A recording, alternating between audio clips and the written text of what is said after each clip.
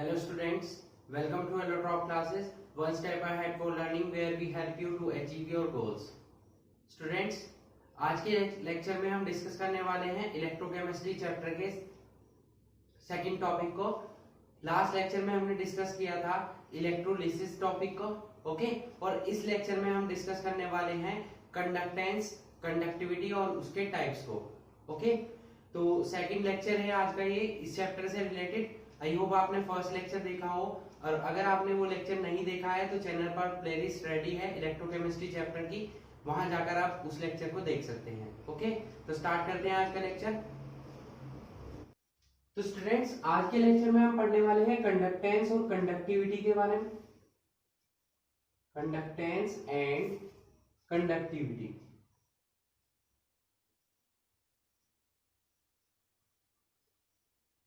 Okay.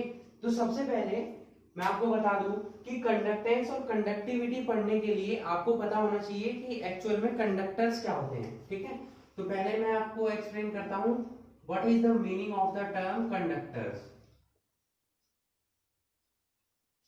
देखिए, जब हम इलेक्ट्रिसिटी प्रोवाइड करते हैं किसी भी सब्सटेंस में से, तो कुछ सब्सटेंस ऐसे होते हैं जो कि इलेक्ट्रिसिटी को इजीली प्रोवाइड होने देते हैं, मतलब उनमें से इलेक्ट्रिसिटी का फ्लो हो सकता है।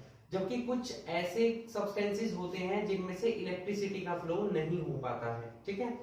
तो वो सभी सब्सटेंसेस, दो substances which allow to flow the electricity, ठीक है। जो ऐसे सब्सटेंस होते हैं जो अपने थ्रू, अपने अंदर से इलेक्ट्रिसिटी का फ्लो होने देते हैं इजीली, उन सभी सब्सटेंसेस को हम क्या बोलते हैं? कंडक्टर्स बोलते हैं।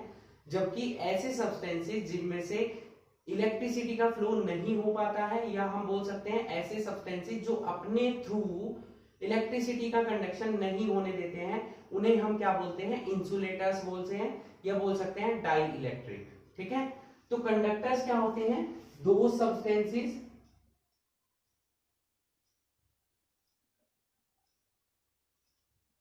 which allow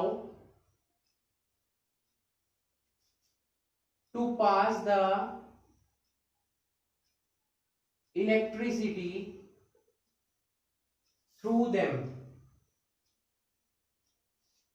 are known as conductors, okay.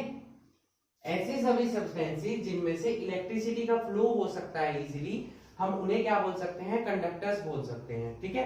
जैसे कि एल्यूमिनियम हो गया, कॉपर हो गया, सिल्वर हो गया, इस टाइप के जो सब्सटेंसेस हैं जिनमें से इलेक्ट्रिसिटी का फ्लो हो सकता है, उन्हें हम क्या बोलते हैं? कंडक्टर्स बोल सकते हैं, ठीक है। सेकंड थिंग, व्हाइल दो substances which do not allow to pass the electricity through them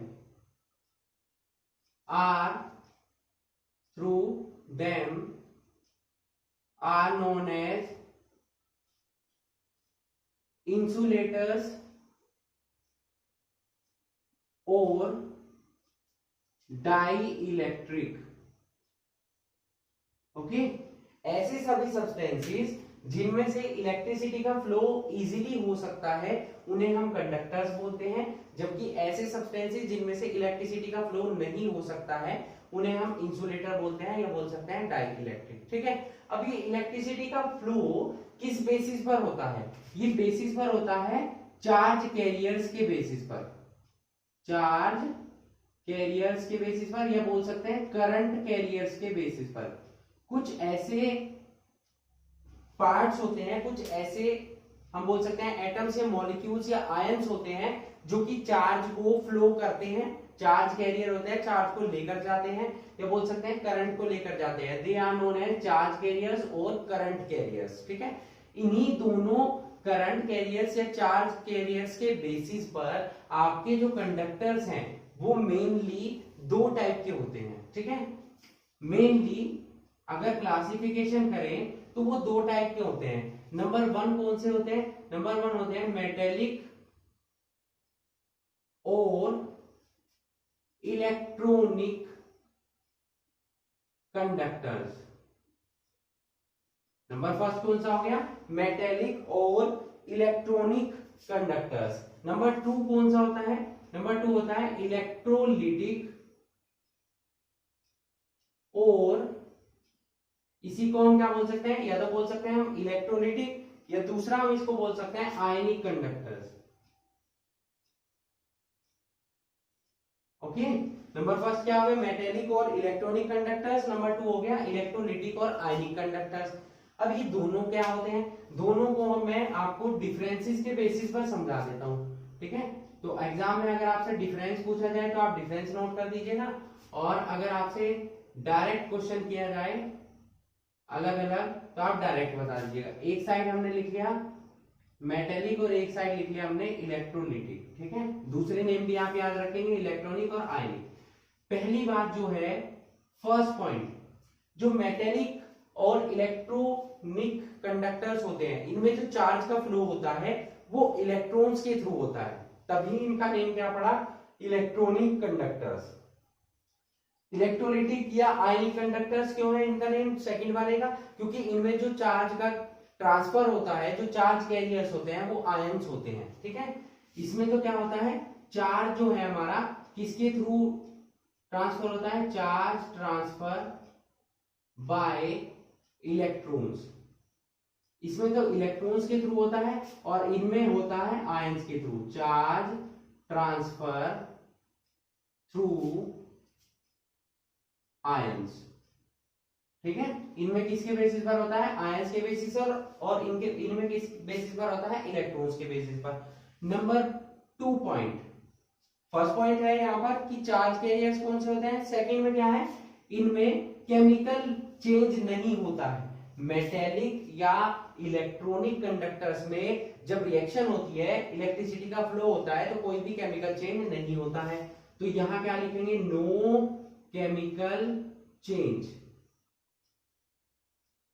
और यहां क्या होगा, केमिकल चेंज होगा, ठीक है, chemical change occurs. Okay, number C point या नंबर थर्ड पॉइंट जो हम यहां पर लेने वाले हैं, यहां पर मेटेलिक में जब इलेक्ट्रिसिटी का ट्रांसफर होता है तो किसी भी मैटर का ट्रांसफर नहीं होता है, ठीक है। It does not transfer the matter, केवल इलेक्ट्रिसिटी का ट्रांसफर होता है, मैटर का ट्रांसफर नहीं होता है। यहां पर it involves the transfer of matter, यहां पर मैटर का ट्रांसफर हो पाता है, यहां पर नहीं हो पाता है। नंबर फोर्थ पॉइंट, ये फैराडेज लॉ जो मैंने आपको लास्ट लेक्चर में पढ़ाए थे उन्हें फॉलो नहीं करते हैं। It does not obey Faraday's law, और ये क्या है, ये फॉलो करते हैं, it follow Faraday's law. Okay, ये फैराडे लॉ को फॉलो नहीं करते हैं, ये फैराडे लॉ को फॉलो करते हैं। नंबर फिफ्थ पॉइंट हम जो यहाँ पर नोट करने वाले हैं, जो रेजिस्टेंस है, इन कंडक्टर्स का जो रेजिस्टेंस है वो टेम्परेचर इंक्रीज करने पर इंक्रीज होता है। रेजिस्टेंस इंक्रीज होता है अगर आप टेम्परेचर इंक्रीज कर रहे हैं। शॉर्ट में मैंने यहाँ पर नोट कर दिया, रेजिस्टेंस इंक्रीज होगा अगर टेम्परेचर इंक्रीज कर रहे हैं, जबकि जो इलेक्ट्रोलिटिक कंडक्टर्स होते हैं उनमें रेजिस्टेंस जो है वो डिक्रीज होता है अगर आप टेम्परेचर को इंक्रीज करते हैं, तो अपोजिट है बिल्कुल, ठीक है। तो ये कुछ इंपॉर्टेंट पॉइंट्स थे जो डिफरेंसेस शो करते हैं हमें किसके बीच में, मेटेलिक और इलेक्ट्रोलिटिक कंडक्टर्स के बीच में। देखिए, हम जब कंडक्टर्स पढ़ने वाले हैं, कंडक्टर्स पढ़ रहे हैं और कंडक्टिविटी, तो हमें पहले तो यही पता होना चाहिए कि एक्चुअल में इस टर्म का मीनिंग क्या है। ये कंडक्टर मीनिंग, ये कंडक्टर टर्म कहां से आई है। तो कंडक्टर मैंने आपको बताया कि कंडक्टर्स क्या होते हैं, ऐसे सब्सटेंसेस होते हैं जिनमें से इलेक्ट्रिसिटी का फ्लो इजीली हो सकता है, ट्रांसफर हो सकता है, जबकि ऐसे सब्सटेंसेस जिनके बीच में इलेक्ट्रिसिटी का फ्लो नहीं हो सकता है उन्हें हम क्या बोल सकते हैं, इंसुलेटर्स, और we can say that they are known as dielectrics. Okay, उसके बाद हमने क्या पढ़ा कि यहाँ पर कंडक्टर जो है चार्ज कैरियर्स या करंट कैरियर्स के बेसिस पर दो टाइप के होते हैं। इनका क्लासिफिकेशन अगर ओवरऑल इन्हें क्लासिफाई किया जाए तो वो दो टाइप के होते हैं। नंबर 1 होता है हमारा मेटेलिक और इलेक्ट्रॉनिक कंडक्टर्स, नंबर 2 होता है इलेक्ट्रोलाइटिक या आयनिक कंडक्टर्स। उसके बाद हमने क्या पढ़ा कि दोनों के बीच में डिफरेंशिएशन कैसे हो सकता है, दोनों को डिफरेंस आउट कैसे कर सकते हैं आप, अगर एग्जाम में पूछा जाए आपसे क्वेश्चन। तो ये कुछ इंपॉर्टेंट पॉइंट्स हमने यहाँ पर नोट किए, 5 इंपॉर्टेंट पॉइंट्स हैं जो कि इजीली शो करेंगे कि आपका मेटेलिक और इलेक्ट्रॉनिक कंडक्टर्स कौन सा है और इलेक्ट्रोलाइटिक और आयनिक कंडक्टर्स कौन से हैं। ठीक है, इतना क्लियर हो गया आपको। अब उसके बाद हम स्टार्ट करेंगे आज का अपना टॉपिक कंडक्टेंस और कंडक्टिविटी। ठीक है, तो कंडक्टेंस या कंडक्टिविटी जो टर्म है वो एक टर्म से कह सकते हैं कि ज्वाइंट हुई हुई है। अगर हम वो टर्म नहीं पढ़ेंगे तो हमें कंडक्टेंस और कंडक्टिविटी समझ में नहीं आएगा, और वो टर्म है हमारी रेजिस्टेंस एंड रेजिस्टिविटी। तो पहले हम क्या पढ़ने वाले हैं, रेजिस्टेंस और रेजिस्टिविटी पढ़ेंगे, उसके बाद हम चलेंगे कंडक्टेंस और कंडक्टिविटी पर, और साथ में फिर हम पढ़ेंगे कंडक्टेंस के टाइप्स को। Okay, so please note it. Next अब हम चलते हैं रेजिस्टेंस और रेजिस्टिविटी पर।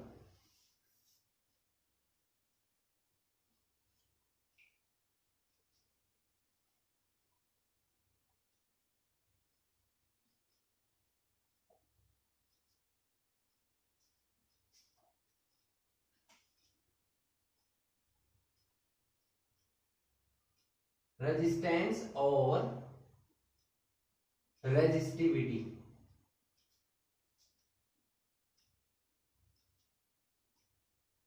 ठीक है, रेजिस्टेंस क्या होता है, रेजिस्टिविटी क्या होती है। देखिए रेजिस्टेंस टर्म का मीनिंग क्या है, एक्चुअल में रेजिस्टेंस किसे बोलते हैं, रेजिस्टेंस बोलते हैं किसी को रोकना, रुकावट को हम क्या बोलते हैं, रेजिस्टेंस। या हिंदी मीनिंग इसका होता है प्रतिरोध। प्रतिरोध का मतलब भी क्या है, रुकावट पैदा करना। तो ऐसे सब्सटेंसेस जो कि करंट या इलेक्ट्रिसिटी के फ्लो में रुकावट पैदा करते हो, they are known as resistance. ठीक है, और ये जो टर्म है रेजिस्टिविटी, ये उसकी एक स्पेशल प्रॉपर्टी है, उसको मैं अभी आपको एक्सप्लेन करने वाला हूं। तो पहले आपको क्या पता होना चाहिए कि रेजिस्टेंस क्या होता है। तो रेजिस्टेंस की जो वैल्यू है वो कैसे फाइंड आउट करते हैं, हम ओम्स लॉ के अकॉर्डिंग फाइंड आउट करते हैं। किसके अकॉर्डिंग, ओम्स लॉ के अकॉर्डिंग टू ओम्स लॉ। ओम एक साइंटिस्ट थे जिन्होंने रेजिस्टेंस के बारे में बताया था। ठीक है, आपने पढ़ा होगा जूनियर क्लासेस में भी, ओम्स लॉ पढ़ा था 10th क्लास में, वहीं से है ये। ओम्स लॉ के अकॉर्डिंग जो है रेजिस्टेंस को हम कैसे फाइंड आउट कर सकते हैं। तो रेजिस्टेंस फाइंड आउट करने के लिए उसकी डेफिनेशन मैं आपको बता देता हूं। According to Ohm's law, resistance,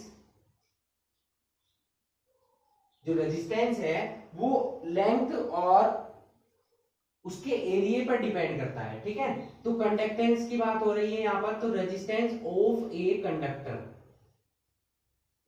कोई भी अगर हमारे पास कंडक्टर है जिसमें कि इलेक्ट्रिसिटी का फ्लो हो सकता है, तो उसका रेजिस्टेंस किस किस चीज पर डिपेंड करता है। Resistance of a conductor is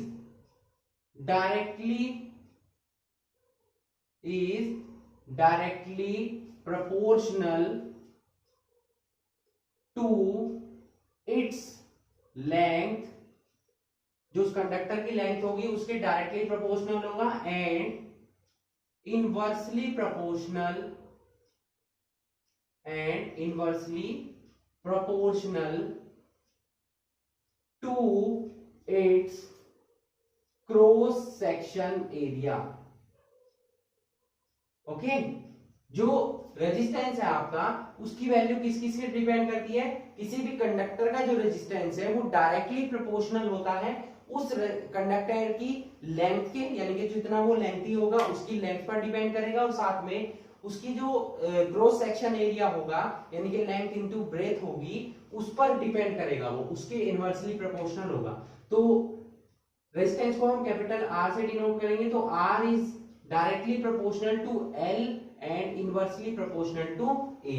L क्या है, length of the conductor, and A क्या है, cross section area of the conductor. ठीक है, जब हम यहाँ पर प्रोपोर्शनलिटी का साइन हटाएंगे तो एक कांस्टेंट लेंगे, ये कांस्टेंट मैंने यहाँ ड्रॉ किया है।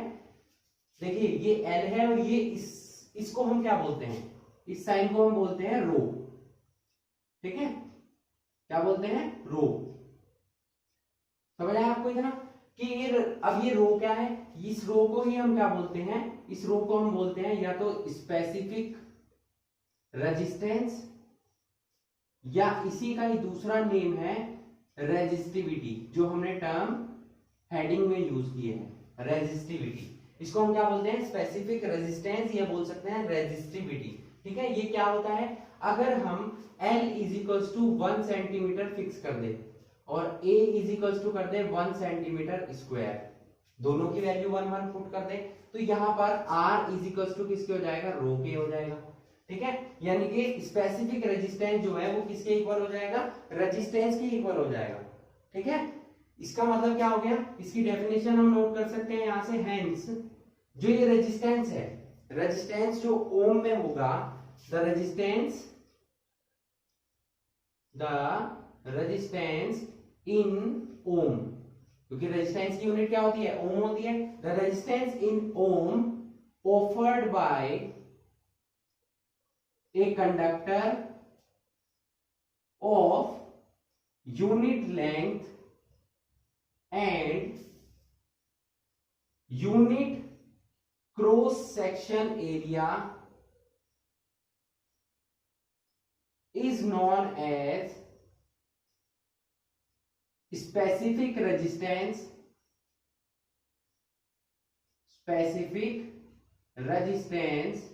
or resistivity। क्लियर हो गया इतना।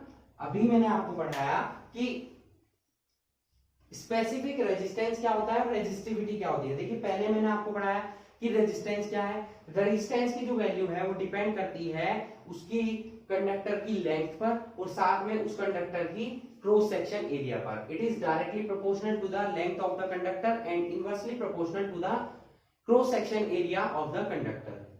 So R is directly proportional to L and inversely proportional to A।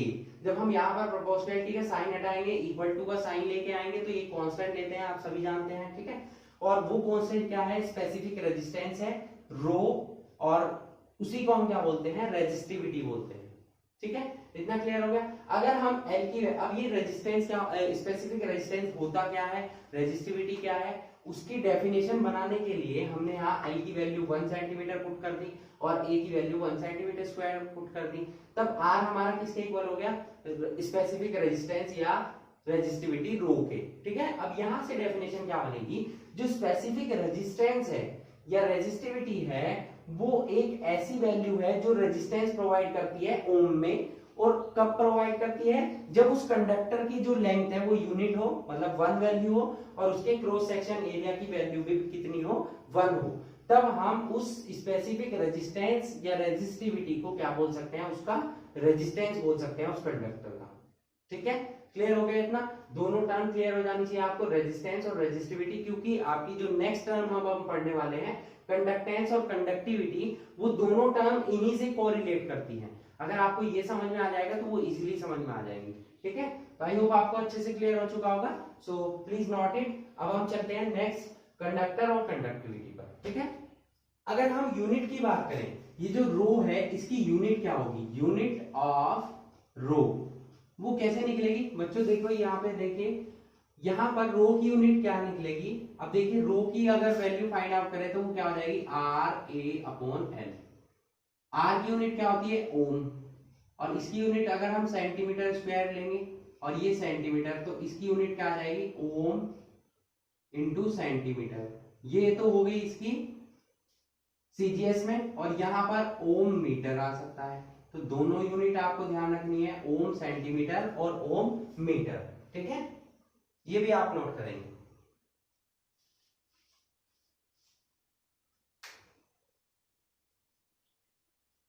Next अब हम चलते हैं कंडक्टेंस और कंडक्टिविटी पर।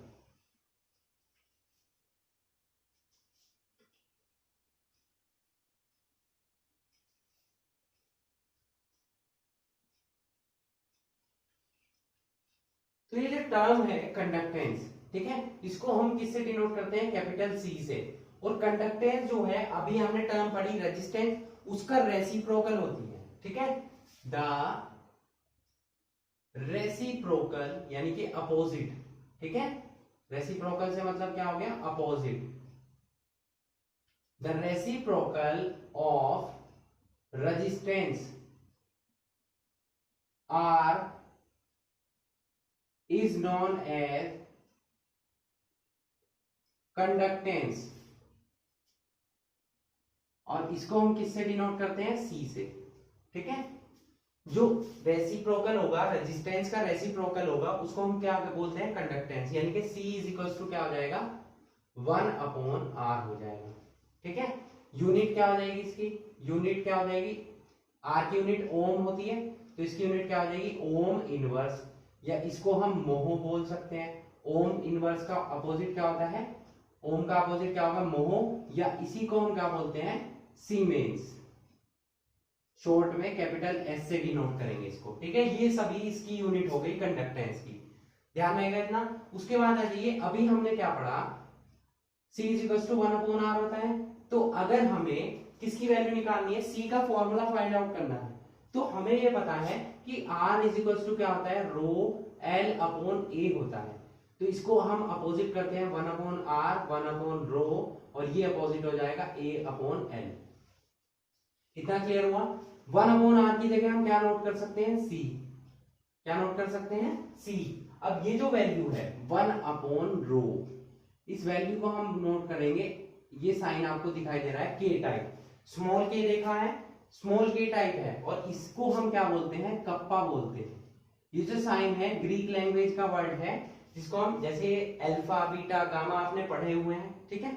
ये वर्ड आपके लिए न्यू है, ये आपने पहले कभी नहीं पढ़ा है, तो इस वर्ड को हम क्या बोलते हैं, कप्पा, क्या बोलते हैं, कप्पा। और इसको डिनोट कैसे करते हैं, छोटा सा क्या बनाना है, स्मॉल के बनाना है आपको, ठीक है। इस टाइप से मैं आपको बता दूं, नीचे की ऐसे करना है फोल्ड करके, और इसको ऐसे फोल्ड करना है, ठीक है। इसको हम क्या बोलते हैं, कप्पा बोलते हैं। और ये किसे रिप्रेजेंट कर रहा है, ये 1/रो जो है, ये क्या है, 1/रो क्या है, रेसिप्रोकल है किसका, ये रो क्या था हमारा, स्पेसिफिक रेजिस्टेंस, तो ये क्या हो गया, रेसिप्रोकल 1/रो क्या है, रेसिप्रोकल ऑफ रेजिस्टिविटी, या बोल सकते हैं स्पेसिफिक रेजिस्टेंस, स्पेसिफिक रेजिस्टेंस का रेसिप्रोकल है ये, या बोल सकते हैं रेजिस्टिविटी का क्या है, रेसिप्रोकल है। और इसको हम बोलते क्या है, 1/रो, ये हो गया कप्पा। कप्पा को हम क्या बोलते हैं, इसको हम बोलेंगे स्पेसिफिक कंडक्टेंस और कंडक्टिविटी, ठीक है। जैसे हमारा रेजिस्टेंस के साथ में रो वर्ड आया था, रो जो कांस्टेंट था, उसको हम बोल देते क्या, स्पेसिफिक रेजिस्टेंस या रेजिस्टिविटी। ऐसे ही इसको हम क्या बोलेंगे, स्पेसिफिक कंडक्टेंस या फिर कंडक्टिविटी, ठीक है। इतना क्लियर हो गया। अब नेक्स्ट यहां पर हम इसकी वैल्यू पुट कर देंगे कप्पा, ये हो जाएगा A/L। यहां से अगर हम कप्पा की यूनिट निकाले, कप्पा की वैल्यू निकाले, तो क्या हो जाएगी, CL/A। अब ये जो यूनिट है L/A, इसको हम क्या नोट कर सकते हैं, कैपिटल G, क्या नोट कर सकते हैं, कैपिटल G। और ये कैपिटल G क्या है, सेल कांस्टेंट, इसको हम बोलते हैं, क्या बोलते हैं, सेल कांस्टेंट। तो यहां पर कप्पा का फॉर्मूला क्या हो जाएगा, C/G, यानी कि specific conductance is equal to क्या आ जाएगा, कंडक्टेंस, भाई सी क्या था, सी क्या था, कंडक्टेंस था, और ये क्या है, कप्पा। या तो इसको बोल दीजिए आप स्पेसिफिक कंडक्टेंस, या बोल सकते हैं इसको कंडक्टिविटी। तो specific conductance is equal to किसके हो जाएगा, कंडक्टेंस के, और इनटू में क्या आ जाएगा, सेल कांस्टेंट। सेल कांस्टेंट किसको बोलते हैं हम, L/A। ये जो वैल्यू है इसको हम क्या बोलते हैं, सेल कांस्टेंट, ठीक है। तो यहां से डेफिनेशन भी आप नोट कर सकते हैं, डेफिनेशन ऑफ स्पेसिफिक कंडक्टेंस। तो स्पेसिफिक कंडक्टेंस, जो स्पेसिफिक कंडक्टेंस है, इसी को मैंने आपको बताया क्या क्या बोल सकते हैं इसको, conductivity. Specific conductance of an electrolyte solution, किसी भी इलेक्ट्रोलाइट सॉल्यूशन का जो स्पेसिफिक कंडक्टेंस है या कंडक्टिविटी है, वो क्या होती है, is defined as the is defined as the conductance of 1 unit बोल दीजिए या 1 सीसी। सीसी का मतलब क्यूबिक सेंटीमीटर, ठीक है। 1 सीसी ऑफ इलेक्ट्रोलाइट सॉल्यूशन, ठीक है। मतलब कि अगर आपकी भाई 1 क्यूबिक सेंटीमीटर यहां पर क्यों लिया हमने, अगर हम L की वैल्यू भी 1 सेंटीमीटर पुट कर रहे हैं और A की वैल्यू 1 सेंटीमीटर स्क्वायर पुट कर रहे हैं, तो यहां पर क्या हो जाएगा, इसका वॉल्यूम जो हो जाएगा, देखिए L is equal to 1 centimetre और A is equal to 1 centimetre square. Volume कैसे निकलता है, लेंथ इंटू एरिया, तो 1 सेंटीमीटर इंटू 1 सेंटीमीटर स्क्वायर, तो ये 1 हो जाएगा 1 सेंटीमीटर क्यूब, या बोल सकते हैं 1 सीसी, 1 क्यूबिक सेंटीमीटर, ठीक है। तो अगर वॉल्यूम ऐसा कंडक्टर जिसके इलेक्ट्रोलिटिक सॉल्यूशन का जो वॉल्यूम हो वो 1 सेंटीमीटर क्यूब हो, उसके ही कंडक्टेंस को हम क्या बोलते हैं, स्पेसिफिक कंडक्टेंस, या फिर आप क्या बोल सकते हैं, specific conductance of an electrolyte solution is defined as the conductance whose cell constant, ये जो सेल कांस्टेंट है, whose cell constant is equals to 1 unit, ठीक है। जिसका सेल कांस्टेंट अगर मैं यहां पर 1 रख दूं तो कप्पा इज इक्वल्स टू किसके हो जाएगा, अगर G की वैल्यू 1 पुट कर दें तो कप्पा इज इक्वल्स टू किसके हो जाएगा, C के। तो ऐसा इलेक्ट्रोलिटिक सॉल्यूशन जिसमें कंडक्टेंस जो है स्पेसिफिक कंडक्टेंस होगी अगर उसके सेल कांस्टेंट की वैल्यू कितनी हो जाए, 1 हो जाए, ठीक है, यूनिट हो जाए।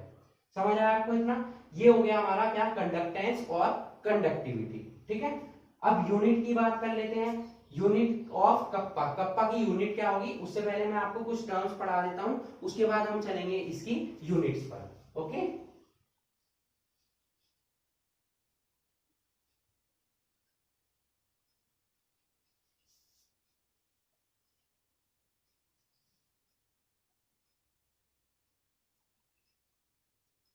अगर हमारे पास स्टूडेंट्स दो सॉल्यूशन है, एक हमारे पास कंसंट्रेटेड सॉल्यूशन है और एक हमारे पास डाइल्यूट सॉल्यूशन है, एक हमारे पास क्या है, कंसंट्रेटेड सॉल्यूशन है और एक हमारे पास क्या है, डाइल्यूट सॉल्यूशन है,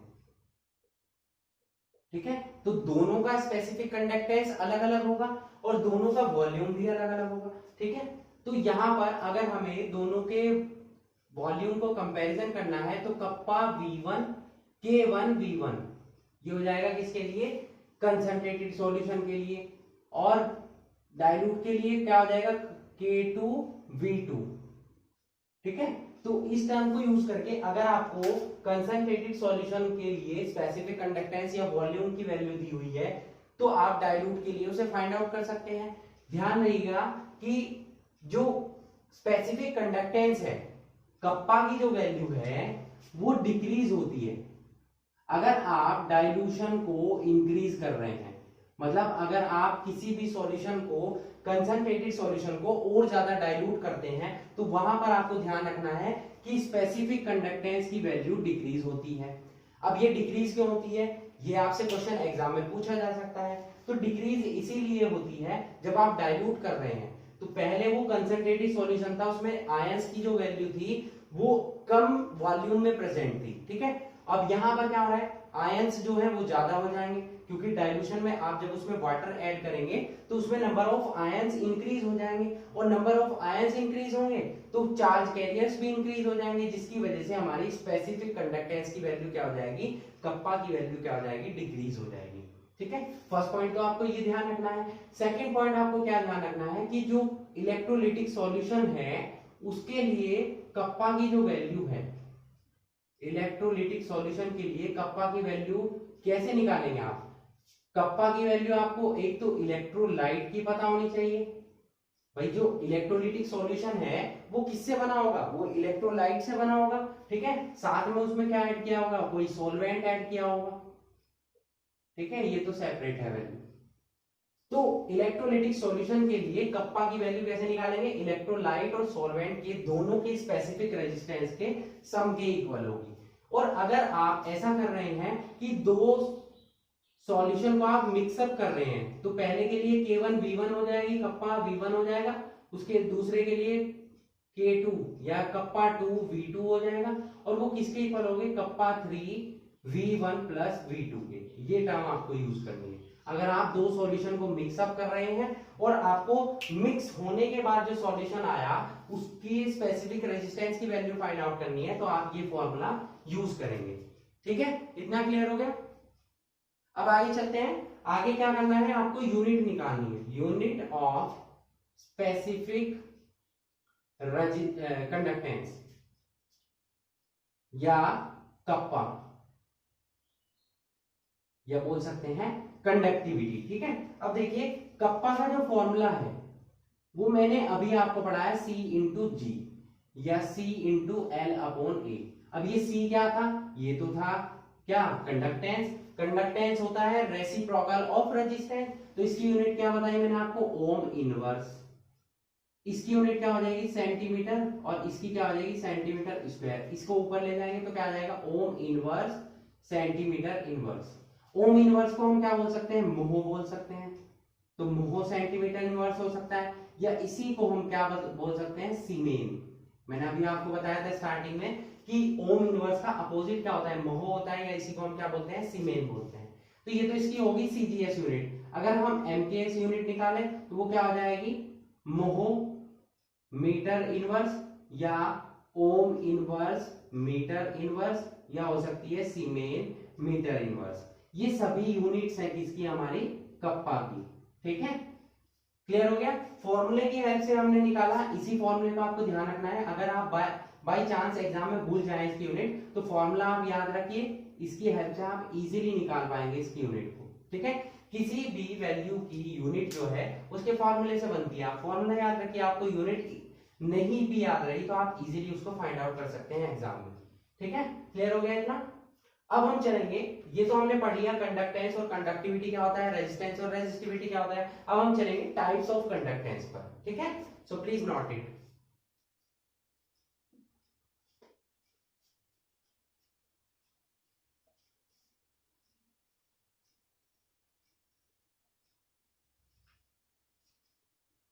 नेक्स्ट हेडिंग है बच्चों हमारा टाइप्स ऑफ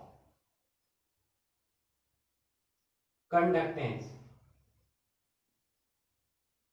देखिए कंडक्टेंस दो टाइप की होती है।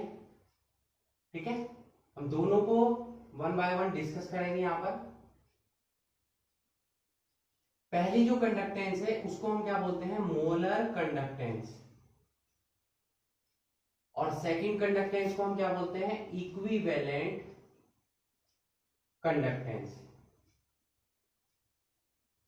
ठीक है, आपको टर्म पढ़ाई गई थी एक तो जूनियर क्लासेस में, मोलर मास और इक्विवेलेंट मास, बस वहीं से टर्म को रिलेट करती है, मोलर कंडक्टेंस और इक्विवेलेंट कंडक्टेंस। ठीक है, इसको हम किससे डिनोट करते हैं, इसको डिनोट करते हैं हम लैम्डा एम से। ठीक है, ये जो साइन आपको दिखाई दे रहा है, ये साइन, इसको हम क्या बोलते हैं, लैम्डा। अब आप कहेंगे लैम्डा तो सर ऐसे बनाते थे, ये भी लैम्डा ही है और ये भी लैम्डा ही है, दोनों जो है वो लैम्डा ही है, बस लैंग्वेजेस का डिफरेंट है, ये ग्रीक लैंग्वेज का है और ये लैटिन लैंग्वेज का है। ठीक है दोनों लैम्डा ही, ध्यान रहेगा। अब ये इसको डिनोट कैसे करेंगे, इसको हम लैम्डा ई से डिनोट करेंगे। एम वर्ड तो डिनोट कर रहा है मोलर कंडक्टेंस को, और ई वर्ड डिनोट कर रहा है इक्विवेलेंट कंडक्टेंस को। ठीक है, तो पहले हम इनकी डेफिनेशन नोट कर लेते हैं, मोलर कंडक्टेंस क्या होता है एक्चुअल में। तो it is defined as the conductance of an electrolytic solution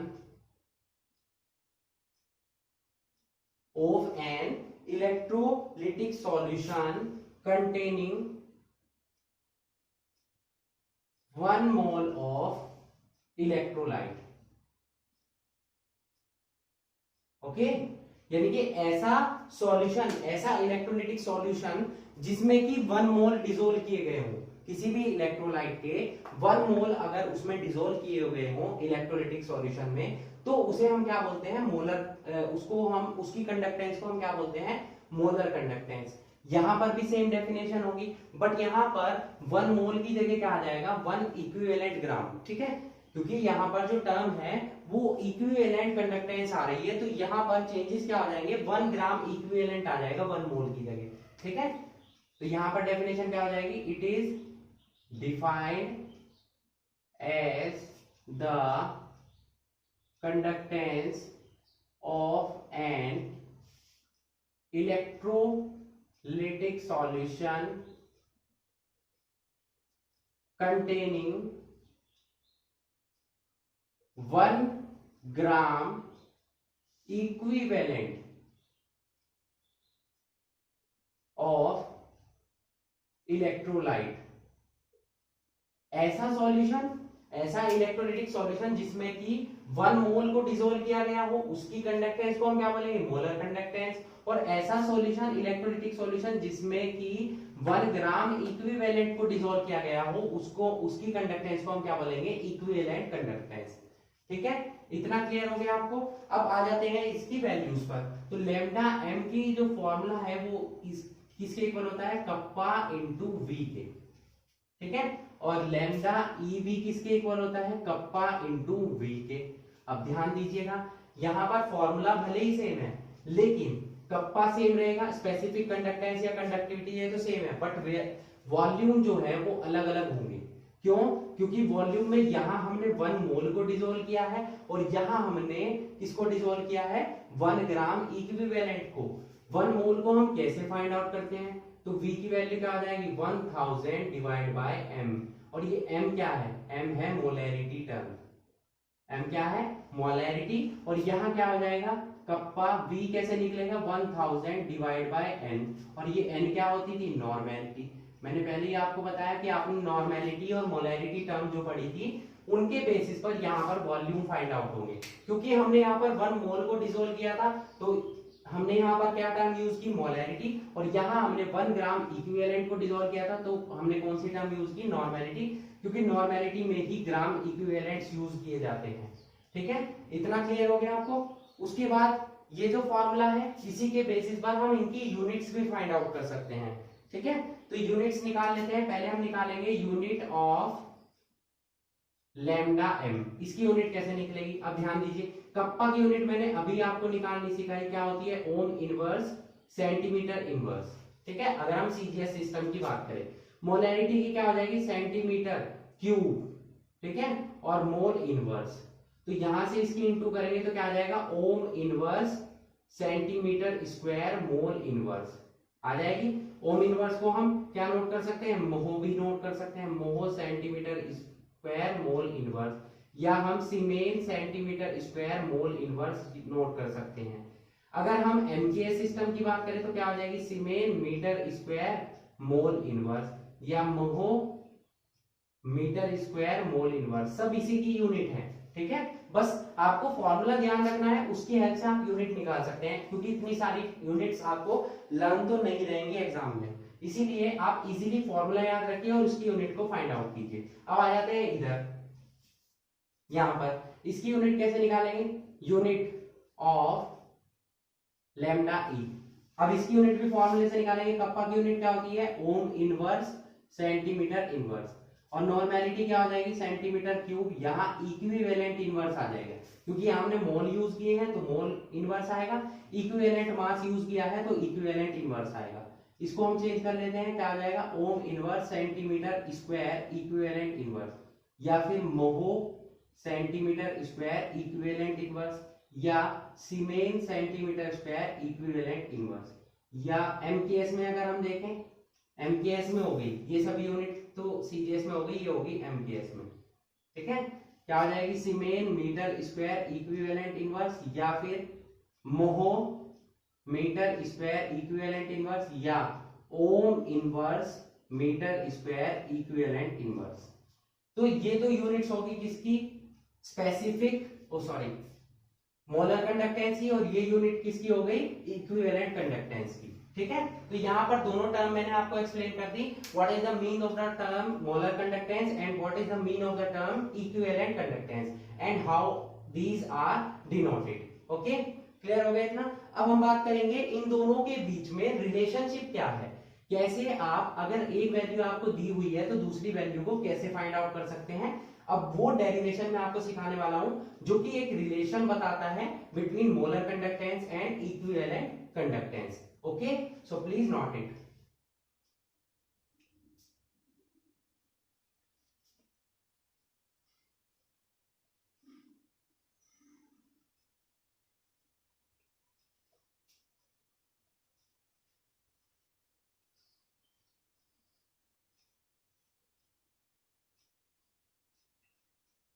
next आ जाते हैं रिलेशनशिप बिटवीन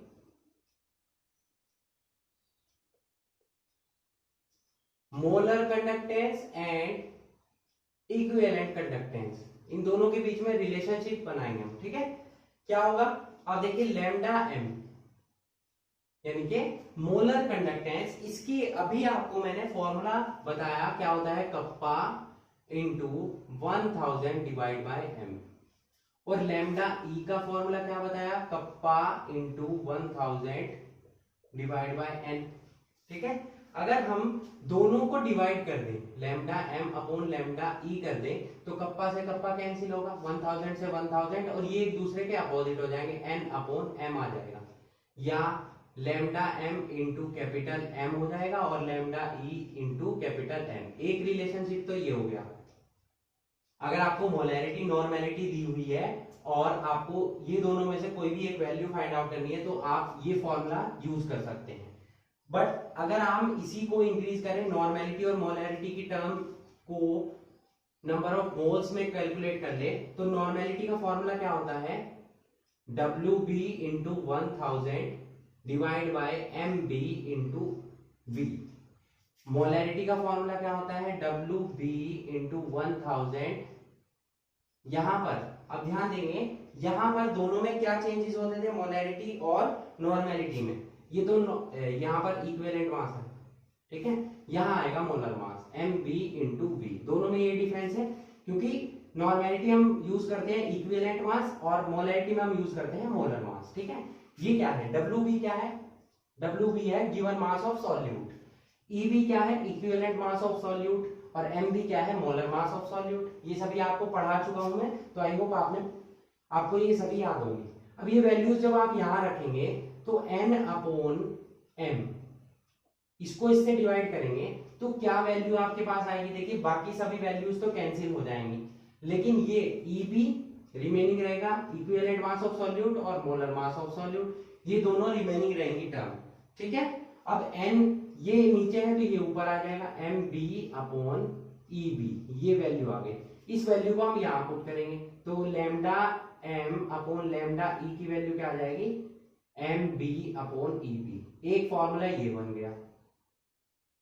अब आपको पता है, ये आपको पढ़ाया गया है कि इक्विवेलेंट मास किसके इक्वल होता है, मोलर मास या molecular mass divide by total positive and negative valency.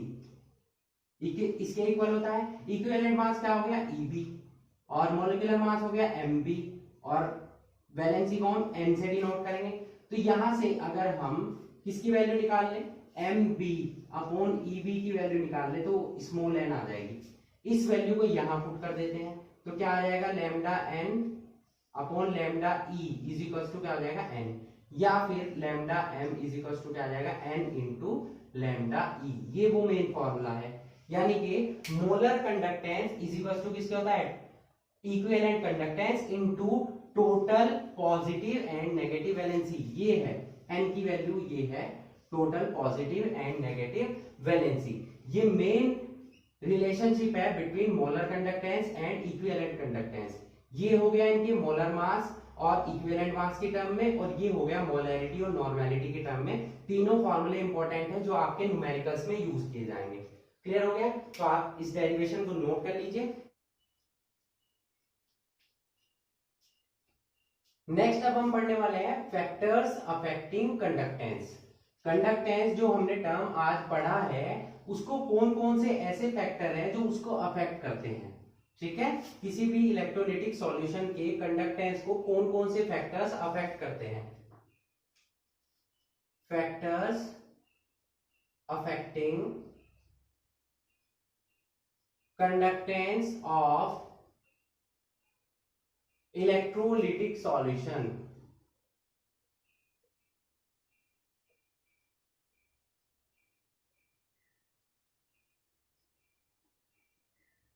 ठीक है, फैक्टर्स पर बाद में आएंगे, पहले मैं आपको बता दूं, देखिए इलेक्ट्रोलिटिक सॉल्यूशन है, इसमें जो चार्ज कैरियर्स होते हैं वो कौन होते हैं, मैंने आपको पढ़ाया चार्ज कैरियर्स कौन होते हैं, इसमें आयंस होते हैं। आयंस की वजह से इसमें क्या होता है, चार्ज का ट्रांसफर होता है। ठीक है, चार्ज को कौन लेकर जाता है, इसमें आयंस लेकर जाते हैं। समझ आया आपको इतना। अब जब आयंस चार्ज को कैरी कर रहे हैं तो यहाँ पर जो कंडक्टेंस है वो किस पर डिपेंड करेगी, मोबिलिटी ऑफ आयंस पर डिपेंड करेगी। किस किस पर डिपेंड करेगी, मोबिलिटी। मोबिलिटी का मतलब होता है ट्रांसफर, ठीक है, इधर से उधर जाना। मोबिलिटी ऑफ आयंस पर डिपेंड करेगी, साथ में डिपेंड करेगी डिग्री ऑफ आयनाइजेशन पर। जितना आयनाइजेशन ज्यादा होगा आयंस ज्यादा बनेंगे और उतना ही क्या होगा, मोबिलिटी ऑफ आयंस ज्यादा होगी और चार्ज का ट्रांसफर भी ज्यादा हो जाएगा। ठीक है, अब कुछ ऐसे फैक्टर्स हैं जो कि कंडक्टेंस को, किसी भी इलेक्ट्रोलिटिक सॉल्यूशन के कंडक्टेंस को अफेक्ट करते हैं। नंबर 1 क्या है, टेम्परेचर।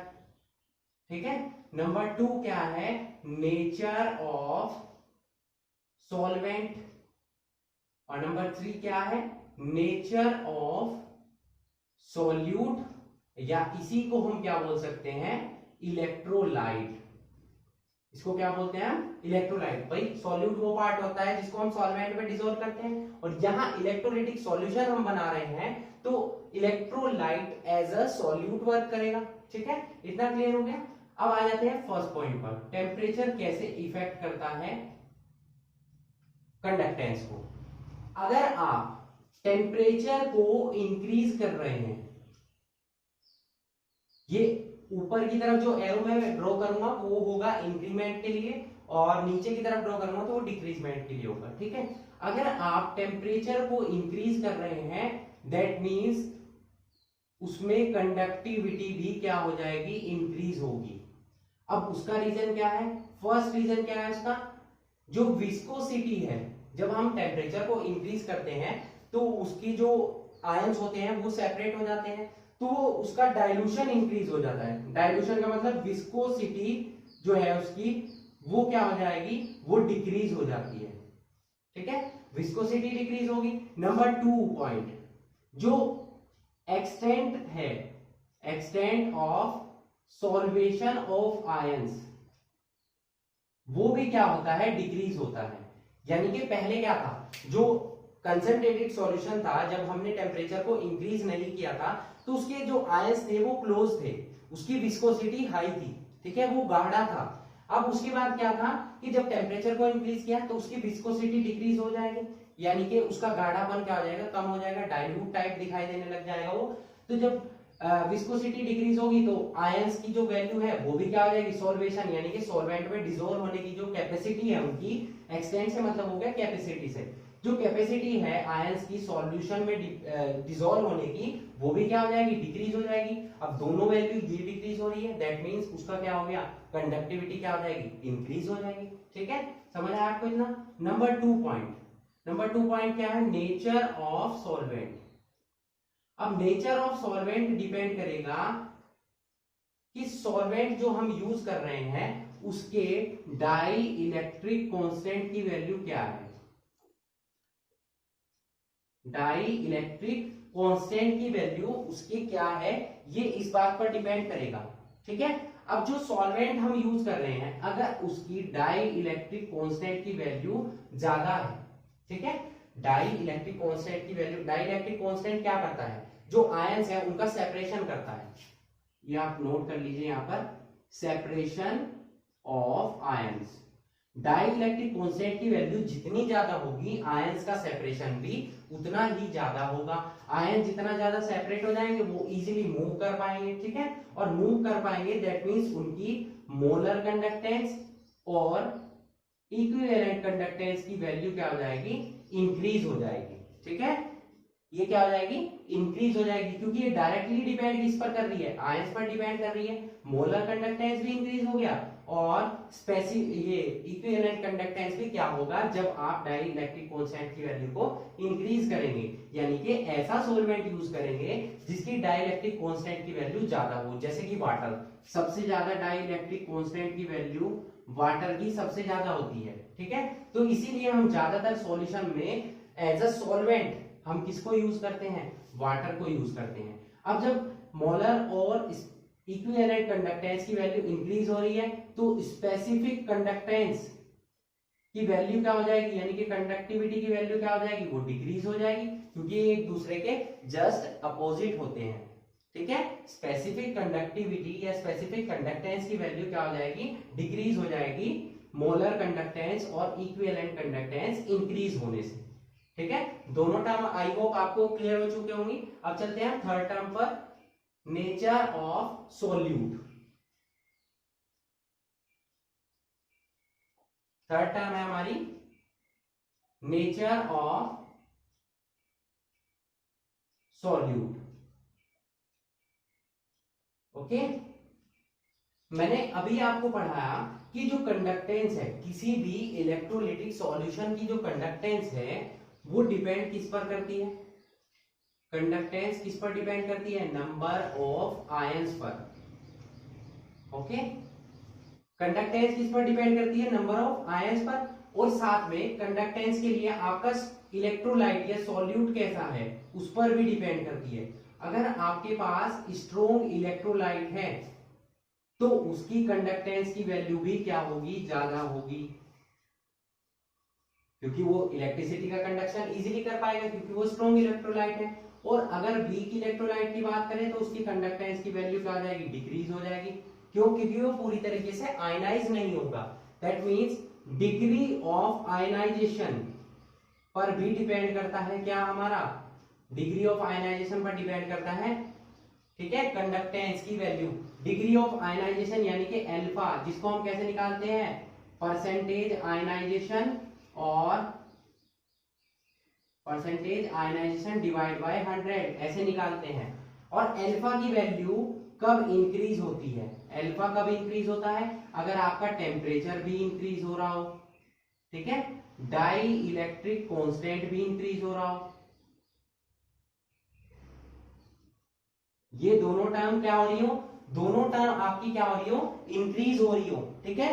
साथ ही साथ आपका डाइल्यूशन भी इंक्रीज हो रहा हो, तब आपकी डिग्री ऑफ आयनाइजेशन की वैल्यू इंक्रीज होगी।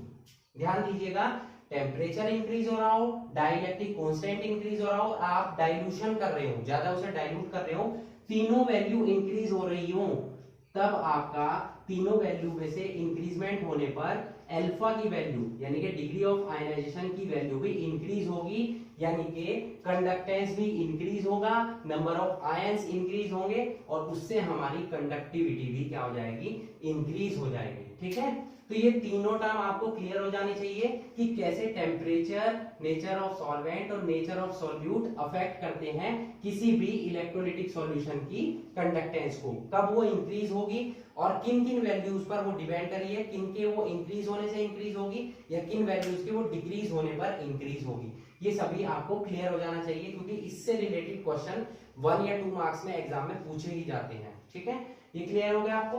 अब नेक्स्ट हम कुछ इंपॉर्टेंट टर्म में आपको बताने वाला हूं, वो मैं आप नोट कीजिएगा, ठीक है। पहले आप इसे नोट कर लीजिए, उसके बाद चलते हैं हम उस इंपॉर्टेंट टर्म पर। ओके,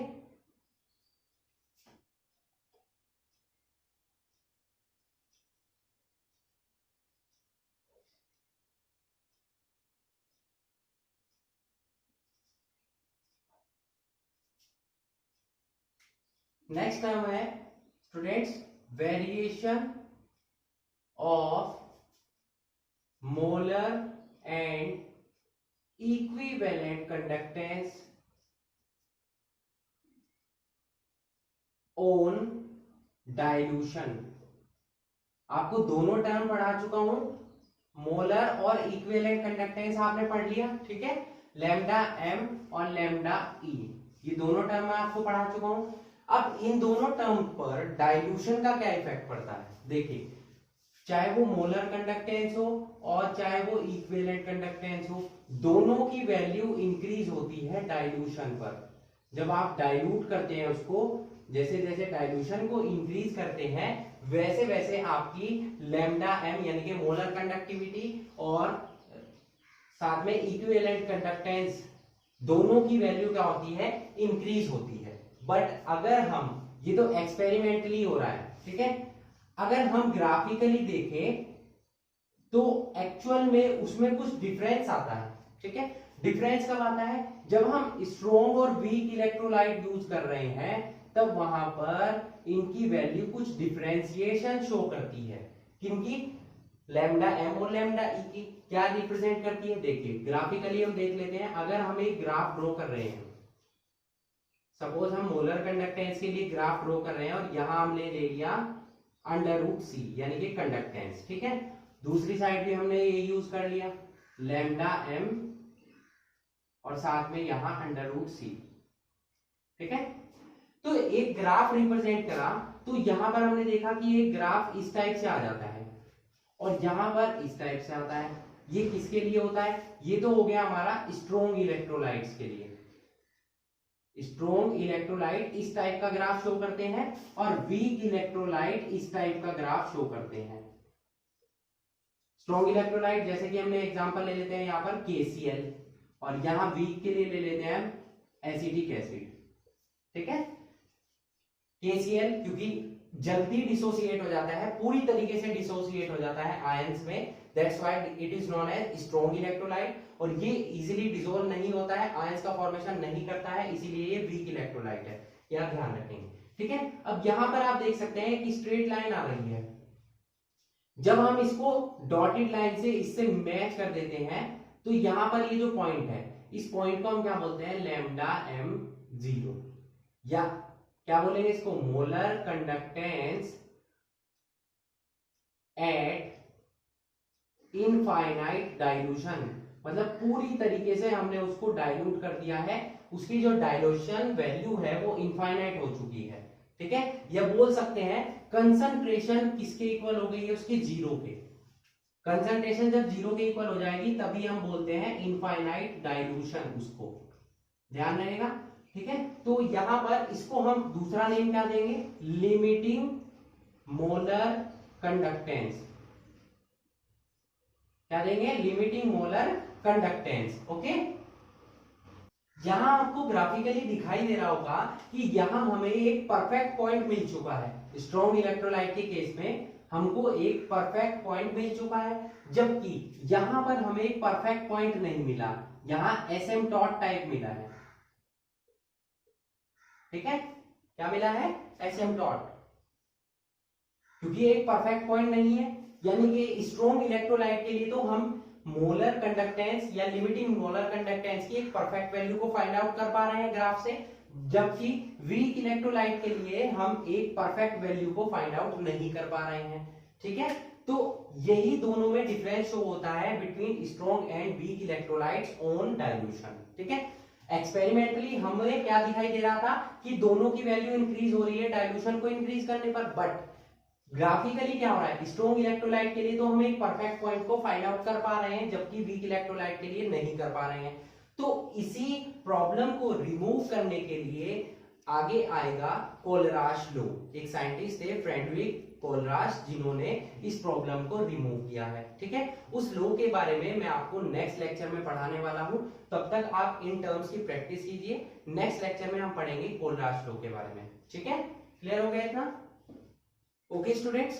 तो आज के लिए बस इतना ही। नेक्स्ट लेक्चर में हम पढ़ने वाले हैं कोलराश लो या ओस्टवार्ड लो, जो कि डाइल्यूशन प्रॉपर्टी पर डिपेंड करते हैं। मतलब हम जब वीक इलेक्ट्रोलाइट्स के लिए वो स्पेशली यूज किए जाएंगे, क्योंकि जो प्रॉब्लम यहाँ पर फेस ऑफ हो रही है ग्राफिकली, उस प्रॉब्लम को कोलराश लो या ओस्टवार्ड लो जो डाइल्यूशन के लिए बनाए गए हैं वो रिमूव करेंगे। तो नेक्स्ट लेक्चर में हम उन्हीं दोनों लॉज के बारे में पढ़ने वाले हैं और साथ में उनकी एप्लीकेशंस के बारे में, okay. So that's it for today. Hope you enjoyed the video and thanks for watching.